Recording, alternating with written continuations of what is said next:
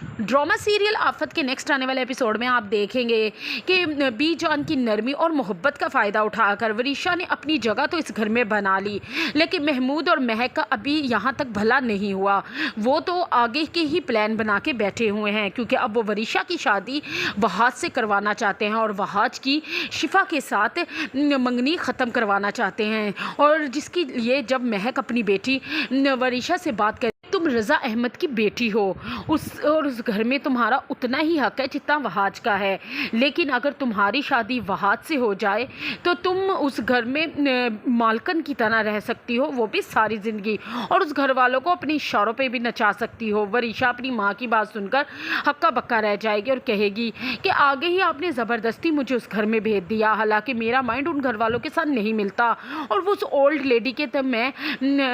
उसकी लाला पोछी कर करके तंग आ चुकी हूँ, और आप ऊपर से मुझे वहाज जिससे मैं शदीद नफ़रत करती हूँ, मुझे एक आँख नहीं भाता, मैं उससे शादी कैसे करूँगी, मैं तो उससे मोहब्बत नहीं करती। उस पर महक उसकी माँ उसे चालाकी से समझाएगी कि मैं तुम्हें मोहब्बत करने का थोड़ा कह रही हूँ, शादी करने का कह रही हूँ, और वैसे भी सिर्फ शादी करो, मोहब्बत थोड़े मतलब पूरा होने के बाद लात मार दो। उस पर जब वरीशा अपनी माँ को देखेगी तो वह तंजिया मुस्कुराएगी, और वरीशा जिसकी तरबियत ही उसने अपने जैसी की है, वरीशा को भी समझ आ जाएगी, क्योंकि वरीशा तो आगे ही वहाँ जो शिफा को एक साथ देखकर बिल्कुल बर्दाश्त नहीं कर सकती। अब तो वो इन दोनों के दरमियान दूरी पैदा करने का सबब बनेगी। और अगले सीन में आप देखेंगे कि वहाज की माँ अब शिफा की माँ से बात करेगी कि अब हमें इन दोनों बच्चों की शादी कर देनी चाहिए। जब डाइनिंग टेबल पर वो बीजान से ये बात करेंगे कि मैंने सोचा है कि अब इस घर में शादी होनी चाहिए वहाज और शिफा की, तो उस पर बीजान भी बड़ी तंजिया बात करेंगी वहाज की माँ से कि